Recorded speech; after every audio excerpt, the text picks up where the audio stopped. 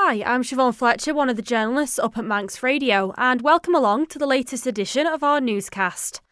Now, as you may have heard us talking about in the run-up to the event, this year's edition of Manx Litfest is now well and truly underway.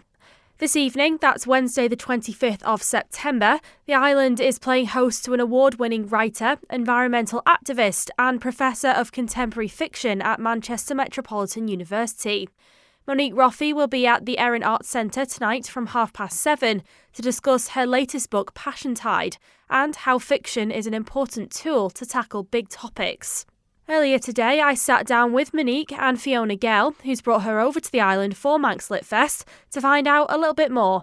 Here's that interview in full. Hi, I'm Monique Roffey, and I'm a writer, a climate activist, and also Professor of Creative Writing at Manchester Metropolitan University. And yourself? Hello, I'm Fiona Gell, and I'm a marine conservationist and climate change policy specialist and also a writer.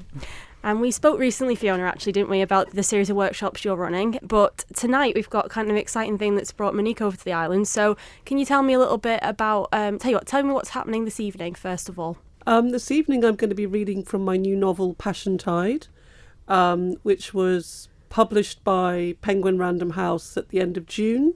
I'm currently on tour, and I was invited to be here by Fiona, and so I thought, I really want to come to the Isle of Man. I'll be reading, and Fiona will be asking me questions. I'll be in conversation. It'll be a chance to hear a bit about my book and, grab a chat afterwards, buy a book, have a drink. Perfect. And so I guess, Fiona, why bring Monique over? Why was this something that you really wanted to happen?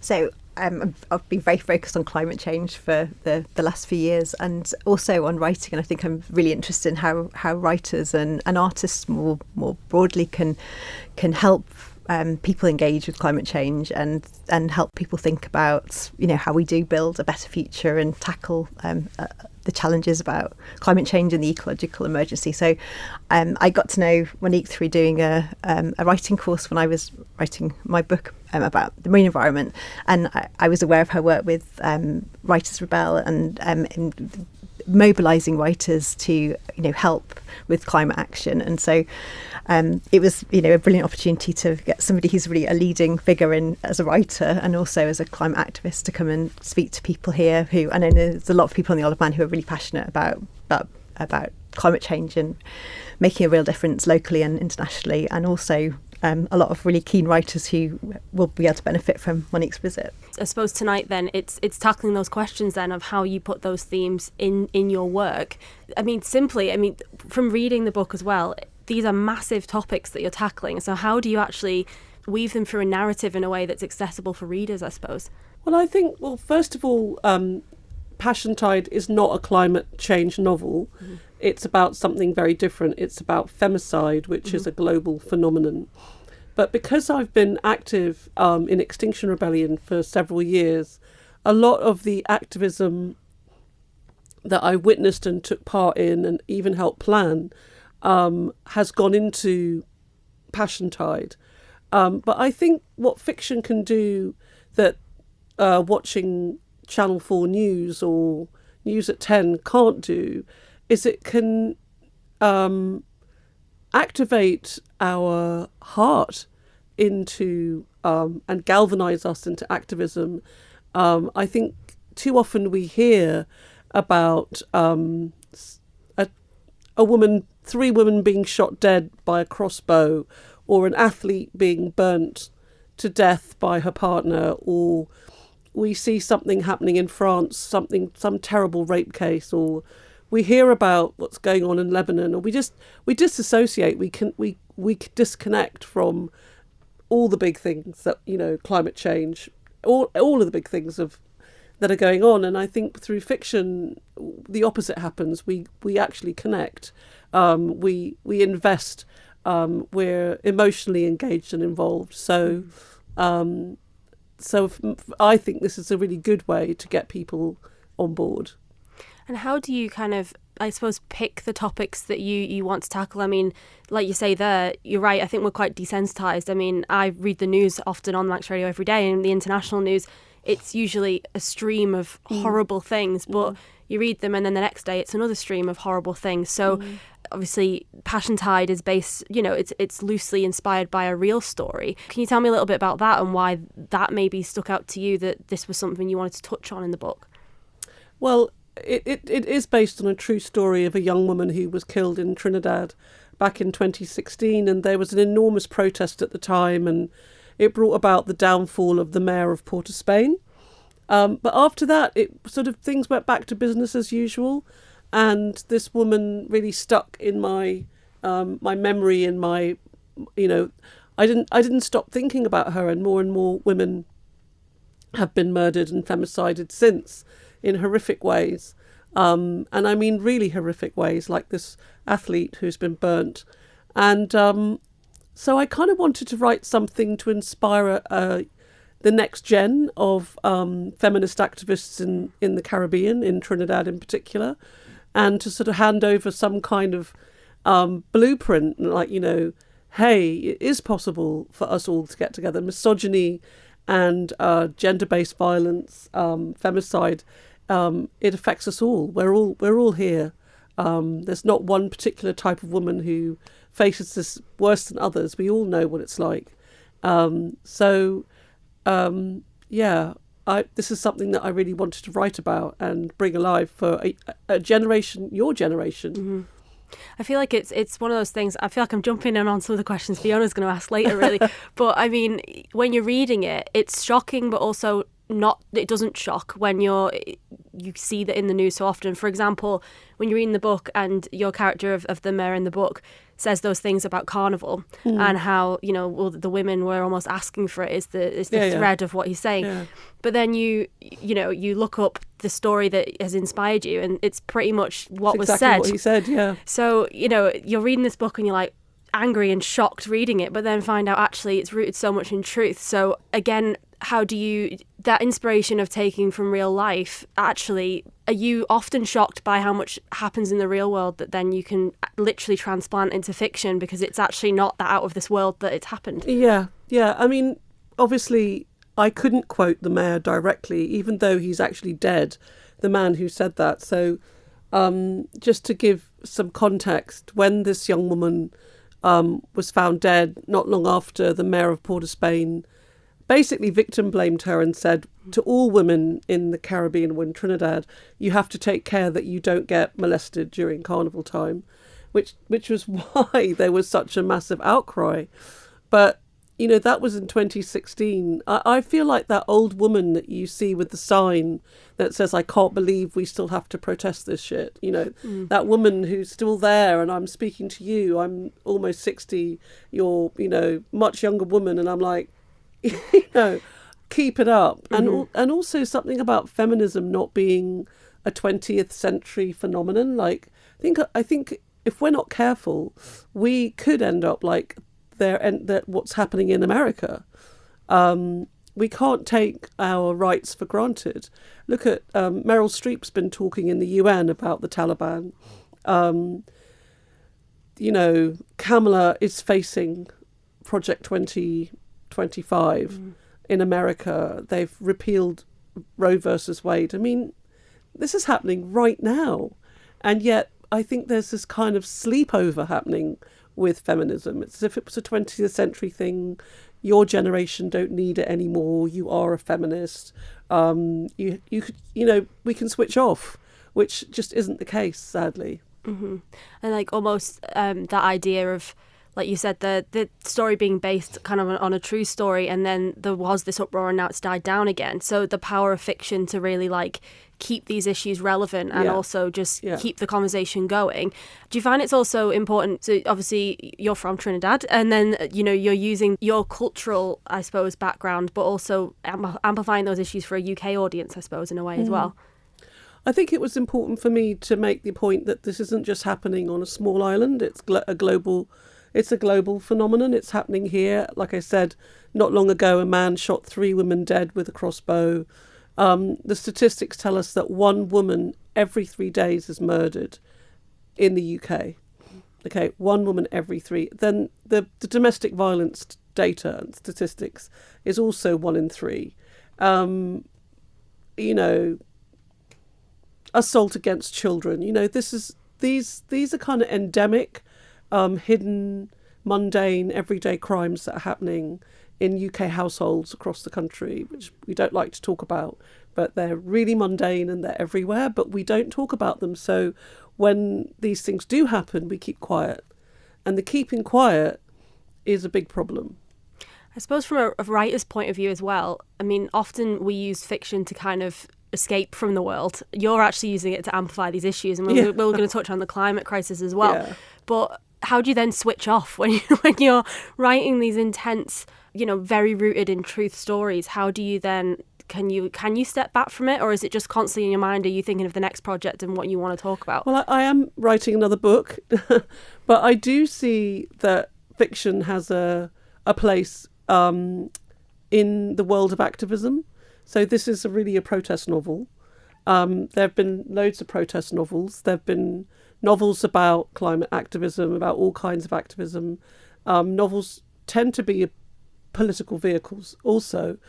I mean, if you look at any book that's won either the Women's Prize or the Booker Prize in the last 10, 15 years, these are books that are working with the big issues of the day, whether it's gender, or race, or climate, or, writers aren't sitting around knitting, writing. I mean, I would say literary writers are not sitting around writing happy stories for light entertainment. I think it's my job to engage with the issues of our time. Mm-hmm. And I suppose bringing you in, Fiona, I mean, we talk about, obviously we're talking about femicide in this book, but it's a very different topic. But in terms of climate, with Springtide, you're talking about the climate of the Isle of Man and your history here as well. But how do you then, using that scientific knowledge in your own writing to try and get those issues across? I mean, how are you tackling it?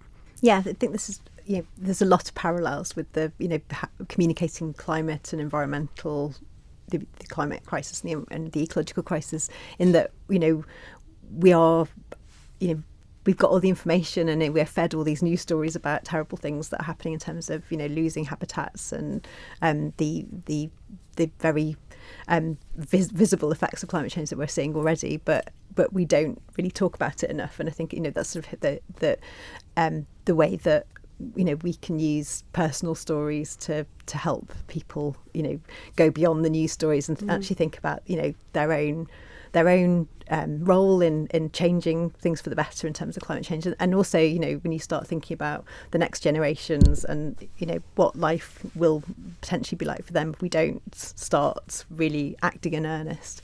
So I suppose from my point of view, I'm used to writing more technical writing in a scientific or more policy perspective, but I think taking personal stories and bringing it, zooming down to the kind of perhaps what people can recognise more easily from their own life, rather than statistics and graphs and all the kind of horrible facts that we have to confront.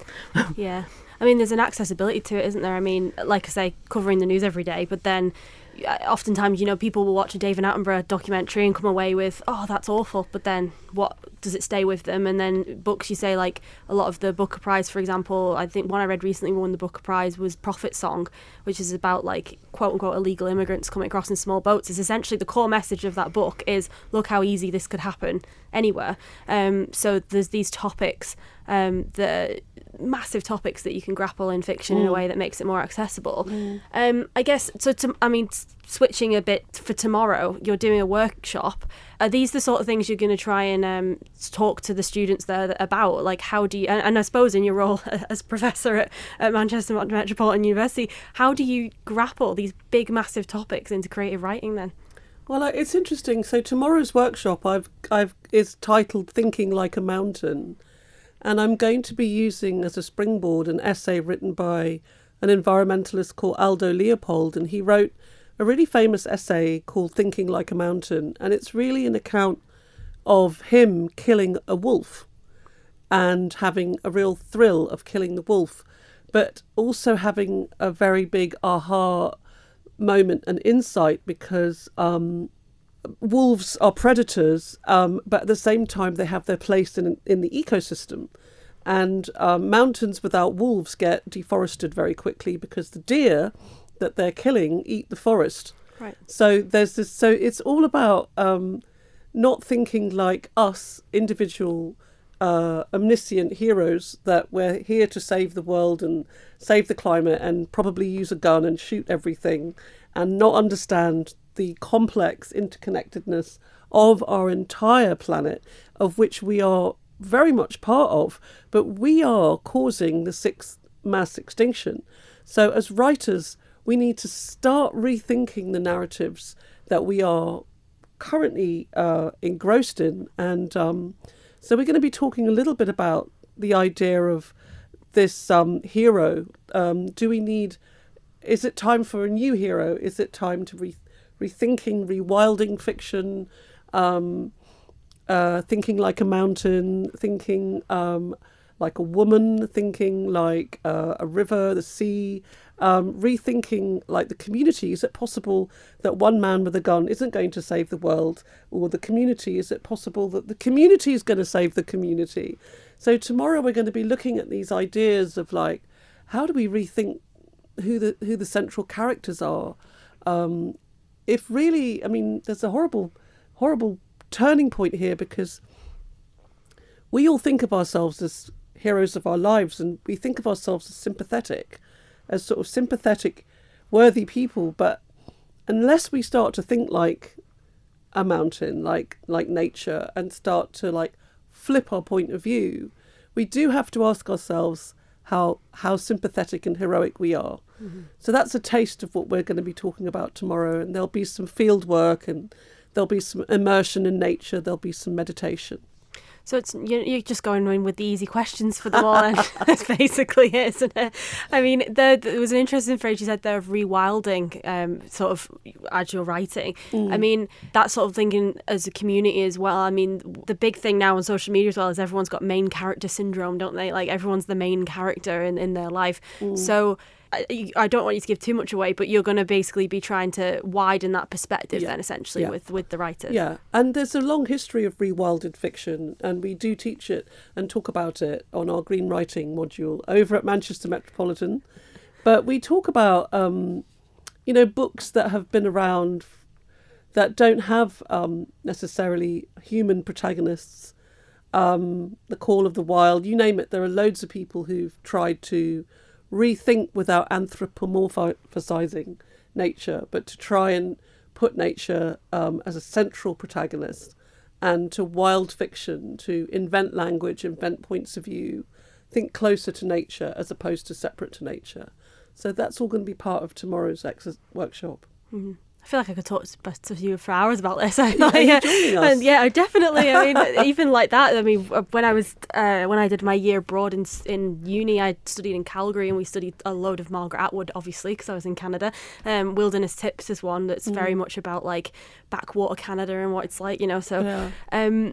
So for anyone who's listening then and maybe thinks, oh, I might go and give it a go, or if they can't make it out today, what's the starting point for them? What do you think? How do they start broadening that horizon when they're writing?